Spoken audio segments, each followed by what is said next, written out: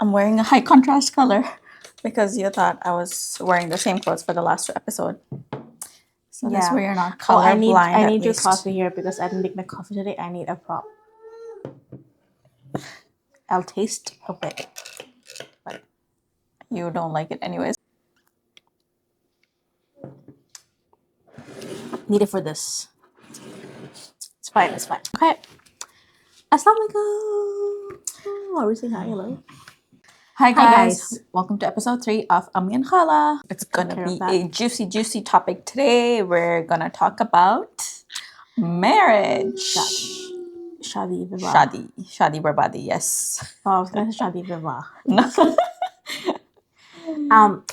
I have like a little icebreaker question. The question is about icebreakers, okay? You know when, let's say you're in a new setting or whatever, they do icebreakers and they always ask you, what's your favorite show? What do you tell them? Or what was your favorite show growing up? What do you tell them? It's either Shakalaka Boom Boom or the Hindi dubbed Small Wonder. I don't remember that. You know? Dude, we grew up seeing Kasauti Zindagi, okay? How do I tell people here that, you know, it's like that wasn't a favorite show though. We would watch it just for the sake of watching it. I'm sorry, we quite enjoyed it. Oh my god, Kaisa Ye Pyar Hai. Kaisa Ye Pyar Hai. Oh my god, we were crazy. But like the OG shows like Kasauti Zindagi Ki. Kyunki Saas Bhi Kabhi Bahu Thi. How do you tell people? Kahin to hoga. Oh my god. I grew up watching the drama of Anurag and Prerna. And then there was another one that came after Kahin to hoga, Qayamat. Remember with that? Oh yeah, Ejaz Khan. No, not Ejaz Khan. It was Jay Bhanushali. Remember that new guy? Oh yeah, he kind of looks like Karthik Aryan, no? Not really. Yeah, he does a little bit. Okay. A little bit. So we're gonna jump in with a question. I'm gonna ask you because every time we start, you're asking me questions or bombarding me with questions. Okay. What was your view on marriage, growing up and before you got into it yourself? You know, I thought about this last night, and I don't remember having a view on marriage. You must have had some sort of, or even let's say like a romantic relationship, because for me, that's what I romanticized growing up, right? Marriage. Yeah, you know, in Bollywood movies. I honestly don't think I had a view on marriage. I feel like I didn't really grow up like craving or like wanting to get married kind of a person, mostly because I was kind of anti-men for like a big part of my teens and 20s. You know, hey, have you heard of the terminology angry daughter? No. The term angry daughter. No. I feel like I was an angry daughter growing up. And I was kind of all like, I need to be away from men and like do stuff kind of like on my own. So I never romanticized romantic relationships. I never really craved romantic relationships. And looking at marriages around us, I never really craved the marriages that were around us or just marriage in general. Why I got married, when I got married, who I got married to, that was all like random, like literally random bits here and there. Okay, maybe like growing up you didn't have any view on marriage, but like just before you got married, like what did you think it was gonna be like? What were you expecting out of it? I think I kind of went into it with like a really realistic expectation and a point of view because again, we didn't grow up around a lot of healthy marriages. Yeah. So obviously I knew I didn't want that. I didn't want an unhealthy marriage. And there are a lot of things, but I feel like I still carried a lot of that unhealthy marriages in my marriage when I went in, because again, I was an angry daughter, and I feel like I was also kind of angry wife. You were, or you still are? No. I don't know how to explain it. I do feel like I did carry that bit over when I did get married, because I mean, you're sharing a life with a man, and when you've been anti-men for so long, you kind of have to like really hold your ground in some sort of a way. Like it was hard kind of letting go of like pieces here and there. But I don't think I'm angry anymore. Wasim, do you think I'm angry? I also got pregnant and like back to back and had postpartum, so that also has a lot to do with it. But I think I'm okay now. I think I'm healing. Are you? Yeah. the funny part is because like I was the angry daughter, sort of the angry wife a little bit. I'm married to a person who was like very anti. Just he has no emotions, or he showcases no emotions, like the very opposite of what I showcase. So he is very, I want to say toxic optimicity. Is that even a word? what? She just called you a toxic man received. No, I said he's very positive. Or no, he's not positive. He's not positive. He's just he doesn't. he doesn't want to see the negative in things for the most part. He's too realist logistic. No, there's a term for it, but he's not who I am, and that's a flaw in him. Okay, that's a flaw. Okay. Yeah, because he's not who I am. But anyway, he's much more chiller, I feel like, than I am. Like my emotions can like go like up and down, and he's like kind of steady. So that works out in my favor and in my marriage. I feel like if it didn't, I probably wouldn't be married right now. So me going into marriage, what I thought of marriage was seeing from what we saw growing up. It was all about women just slaving away, losing themselves. That's why I was angry. Women maybe not slaving away, but like centralizing men in their marriages, right? Yeah, that was the key thing we saw growing up in all the marriages around us, for that matter. Always catering to men, their emotions, tiptoeing around their emotions, never really showing a lack of emotions. No, catering around the emotions of the men. You mean a lack of their emotions? Yeah, women's emotions were shut off because they were constantly catering to the men around them.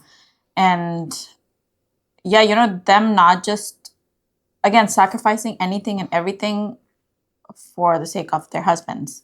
That's what I kind of honed into going into my marriage, right? I did exactly that. Centralized men. Tiptoed around, men's emotions, the state of a man. And just sacrificed everything I could to give my all. Yeah, I think you kind of went and like, औरत को निभाना पड़ता शादी kind of a mindset. It's like I have to do everything I need to do. Yeah, exactly. To make sure it's like this marriage, no matter what, the woman should have sabr, right? So yeah, I think like for you, like no matter what, like you just gotta stay married. Exactly. Yeah. But I did. Yeah. So that's the idea of marriage I had in my head. Going into marriage. Now that she's been married for what, 10 years now? Yeah, over 10 years. She has her life lessons. She will share it later. But I've been married for 4 years now. We recently had our anniversary. I do feel like the biggest tip, I think I did this for myself before I got married, but I wish I would have done more of it. Invest in yourself and your experiences. And that's what I didn't do. Yeah. Like forget boys. Boys are gonna come. Like you're gonna have a husband, and you're gonna have like maybe boys, like actual boys from your marriage, and they're gonna be boys around you, okay? But your friends are gonna come and go if you don't invest in those friendships. And investing in friendships kind of builds your character in a really unique way compared to investing in men. The way your character builds when you have steady relationships. Friendships are steady because they will last you like until the end of time. But when you have like investing in short-term relationships here, on and off, how is your character being built in a steady way? Your emotions are obviously like up and down and whatnot. Yeah. So the fact that I didn't invest at all into myself, I didn't even know who I was going into my marriage. Like it's only now, like, once I hit 30, like I now know like who I am. I'm still learning a lot about myself. I'm still in that process of, like healing. Yeah, I think for me, I knew who I was, and this is also not a good thing. I kind of wanted to hold on to that version of me and not let it go. I kind of held on to that version of me like really tightly, but you do need to change and evolve, obviously, and not just in marriage, just in life in general. But because I was so anti-man and anti-marriage, and just like I feared becoming the women around me, who I saw in marriages, it was hard for me to let go of any piece of me. But life just forces you sometimes. Sometimes you just get knocked up and then you have kids and you can't leave the house anymore. So there's that. But speaking about marriage, how we saw culturally growing up and what marriage is Islamically, there's such a drastic difference, right? Islam obviously talks about equality for both men and women, both husband and wife. Islam also talks about gender roles. Yes, have rights over each other the way Allah has designed men and women. He has designed men to be the providers, the protectors, and the women to be the nurturers, And we're not talking financial providing in general, because we live in an economy where, especially in North America, it's not. We do realize that in this day and age, obviously the houses can run on one income. Yeah, but not just you need emotional. Exactly. Provision. Provide in a way emotionally, financially, physically, emotionally, mentally. Mentally, yeah. You need to be a provider in that realm, because again, a woman goes through so many emotions. Yeah. In her lifespan, okay, like puberty, getting married, having kids, postpartum, menopause, you go through so many emotions. Yes. You need a man to make sure that he understands it and also is patient. There's actually a hadith of Umar radiallahu anhu where a sahabi was walking by his house and he heard his wife screaming at him, right? Screaming at him and fighting. And then the sahabi, I think he came back to Umar the next day or something. He's like, how can you let your wife speak to you like that, right? And then this is the wisdom of, and he was a really angry, the way he was before Islam, he was a super angry dude. But then he accepted Islam, the wisdom behind all this. He's like, does she not cook for me? Does she not clean for me? Does she not take care of my children? Does she not take care of my needs? So why can't I just be patient? This is from a man who was the angry young man. And he was also a very strong personality. Yeah. And then he could have, if you think about brown men, if you think about the brown men that we grew up with, if a wife was speaking to a man that way, they would be like, who do you think you are? Yeah. Right? Yeah. Except for, instead of understanding that what she's coming to, maybe she had a rough day or something, and being patient with her, they will just kind of shut her down. As it is, a woman goes through, let's say, even if she's not, forget pregnancy and everything, even on a day-to-day, woman is going through the hormonal shift constantly, every single day. A man's hormone levels are steady every day. Yeah. They don't rise and drop the way ours do.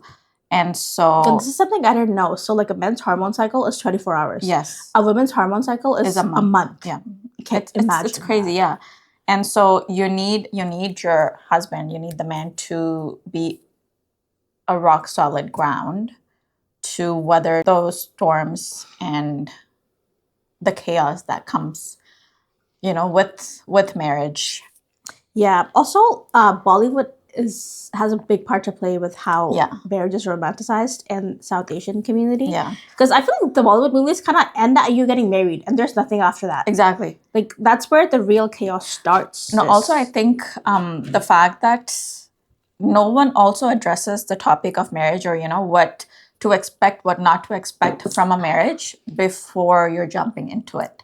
I'm talking about family members, right? Our elders, our mothers, aunts, grandmothers. You're gonna figure it out. Yeah, literally. I mean, marriage is a journey.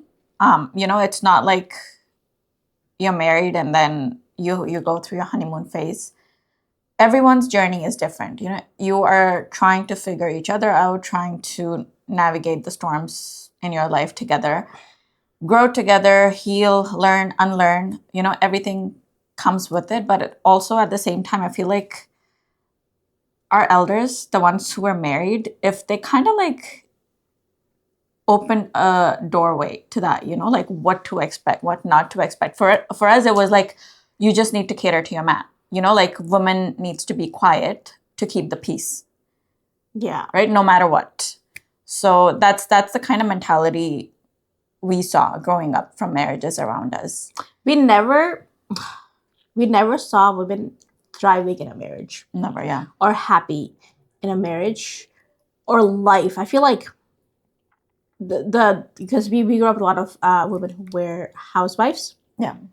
Not that you can't be fulfilled and content if you're a housewife. If that's your jam, go for it. Yeah. But they didn't really, even for something as simple as meeting your friends regularly or being in touch with your friends, that was not something we saw. Okay. So even I think the other day, I was going out with I had a plan to go out with my friends for dinner, and I feel like we've established that I'm a social person. I need to like go get that social battery charged up here and there once in a while. And I do it much rarely now than I used to before.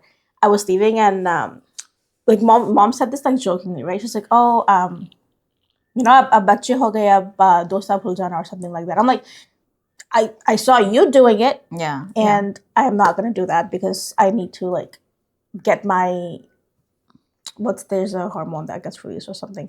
I need to get my happiness from somewhere else as well, or just unwind, just leave the house, Serotonin. Yeah. Yeah. No, 100%. You can't just make your man your everything. Okay, Yeah. you need to continue doing things that you like and enjoy, continue meeting with your friends and people that brings out a different version of you. But not just friends, like even alone time. Like Yeah. go do things on your own. Yeah, that's one thing that I was never comfortable being, just being alone with myself. But now I cherish that so much. Yeah. In that solitude is when you learn so much about yourself, just sitting in that stillness and not having anyone or anything around you. I think that's the kind of peace I long for now. Yeah. Compared to like back when I was like 20s, early 20s when I had gotten married. I just wanted to be surrounded. Yeah. And then we touched on this like a little bit last week. I think we'll touch on this like in a lot of episodes as well. Just I wish I had gone to therapy before I got married. Because I do a lot of triggers that have been in my life like pre-marriage. I feel like they were Reveals. they got exemplified. No, marriage also reveals all your triggers, childhood wounds, your traumas. Because that's a place where I didn't even know I had these triggers. Yeah, your spouse will trigger you in ways where you would least expect. Not just your spouse. Like I feel like just you are going through like this whole thing, and you obviously like there's so many things that come up in a situation. It could just be like outside, like okay, not just a direct relationship with your spouse, but like in a married life. Like let's say like for me, if I wasn't able to like go out and meet my friends as much, that would trigger me. And I didn't realize like how much that would trigger me to a point where it did affect my marriage. Actual direct. Yeah. It does reveal a lot of your wounds and traumas, and also gives you the opportunity to lean into those, right, and work on those actively together. I think that's where emotional intelligence and emotional maturity also comes in for both the spouses, that like when you are going through those tough storms in your marriage, you should be able to sit back, analyze the situation, and take accountability for one instead of getting defensive, and take that as an opportunity to invest in your relationship and see like how you both can make it better, and stronger. Coming from a lens of, putting your ego aside and just being very humble, and we are going to be building something bigger and stronger together instead of letting your ego take over and just crushing everything. I think that's also a key in building a healthy, strong marriage. Yeah, sometimes I feel like I went into my marriage, or for the most part, I feel like I was the toxic brown man in my marriage. I'm not gonna lie, I feel like that.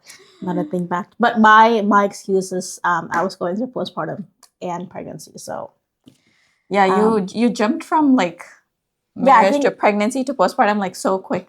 Even me, like I got married at 21. I had my twins at 23, so I even like only 1 year. And I feel like, I mean, obviously it's up to the couple to decide, when they want to have kids or not. But like if it were like if I could go back in time, I would give at least a couple years and not even try for a kid, right? At least a couple years to just invest in that relationship, strengthen that bond, and learn about each other. Because once you're pregnant, again, your hormone levels are all over the place.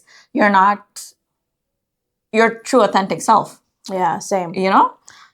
I got pregnant like within a few months of being married. I would probably recommend the same, to wait. But then again, look, I think back to it, I'm like, obviously you have a lot of fights and arguments and disagreements when you initially get married. That's normal. Like people say the first year is like the worst. That's where a lot of marriages also break or like at the verge of divorce. Yeah, because you're getting to know each other. No matter how long you've known each other before you get married, Yeah. you're actually living with someone. So that's when you really know someone. Yeah. And I kind of think like if I wasn't pregnant or if I wasn't going through postpartum, would I still be having the same arguments or like the same, like what kind of headspace would I be in if I wasn't going through those emotions?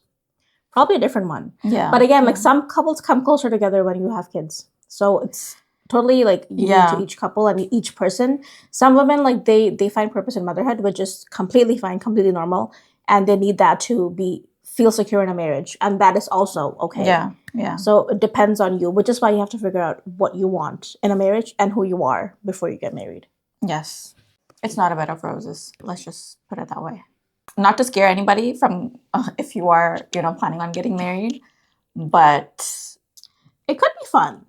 It is, honestly, it is nice to have a partner to do things with and to just spend the rest of your life with. Obviously Allah has prescribed marriage for us because us as human beings, we thrive in a social in a partnership. Yeah. Right? You need a partner to go through the highs and lows of your life. And it's a nice place to be in if you can work through it together. Yeah, it is something, it's a choice that you make. Just like not just loyalty, but just like marriage in general. It's like you choose to be married every single day and you choose to show up. It doesn't have to be like 100% or like even 50-50. Like literally show up as the best you can. And your marriage is not a 50-50. When they say 50-50, it really like triggers me because you know what I'm forgetting? You know how they say like marriage is like half your deen? I'm forgetting the reason behind it. I remember I read it somewhere, but I forgot. I sent you a video, remember?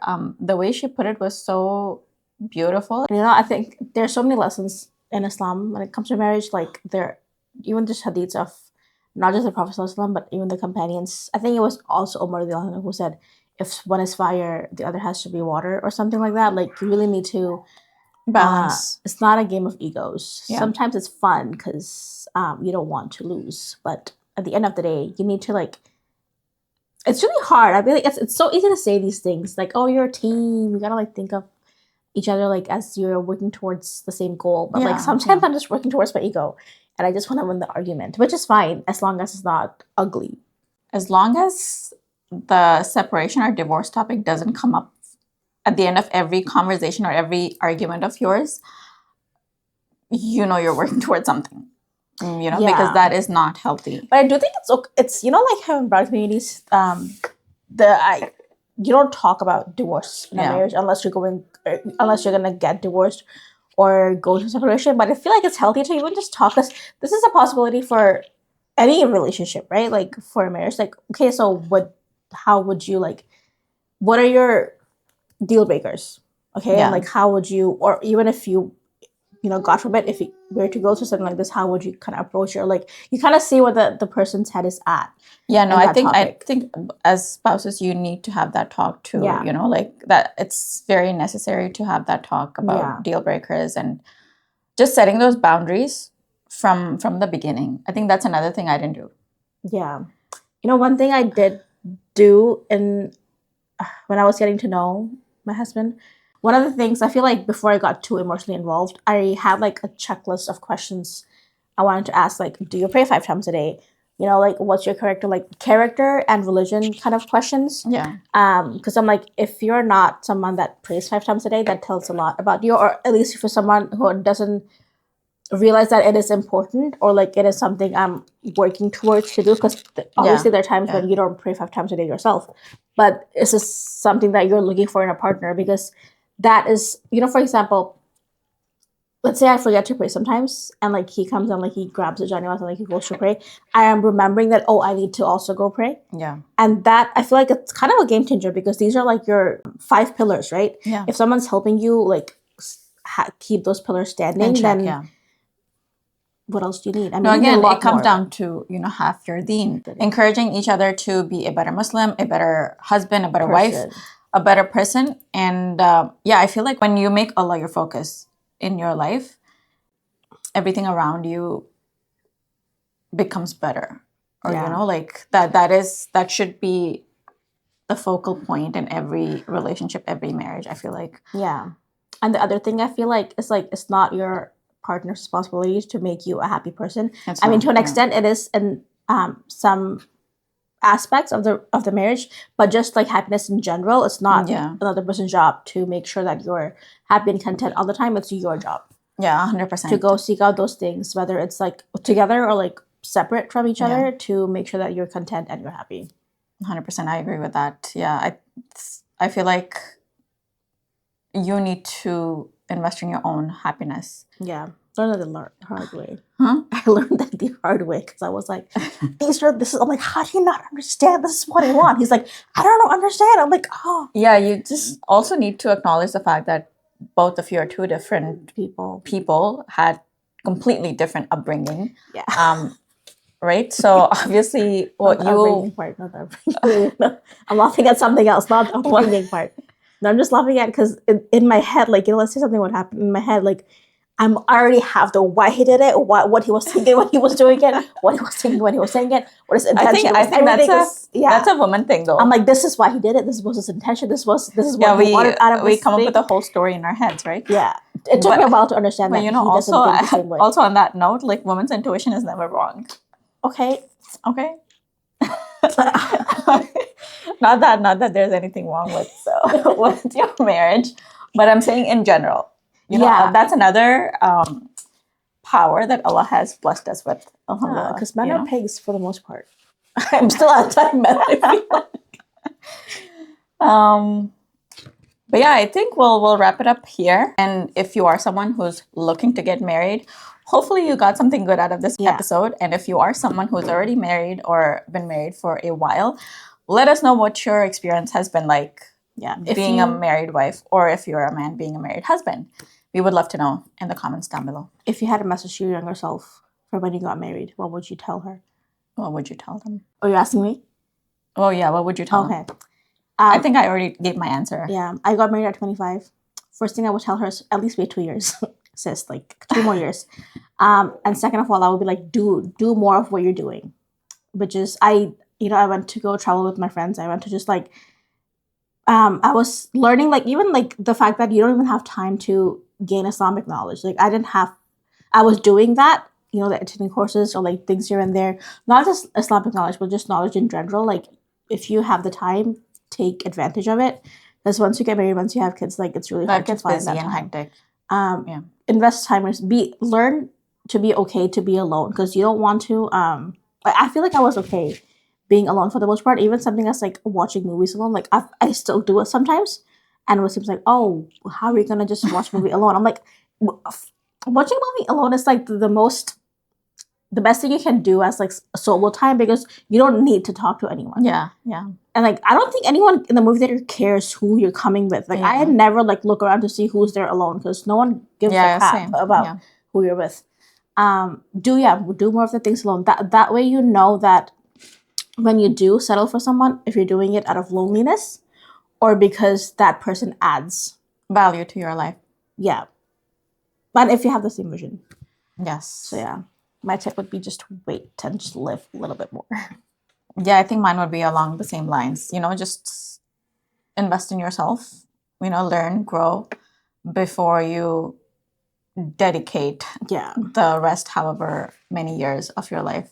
Yeah, not that you can't live after you get married. It's just like the life is different. It's not gonna be like in my head. Like we had like a list of like places we wanted to travel to, like 20 places. We had like a whole list. Like we had like this ideal marriage, like what we want to do after we get married.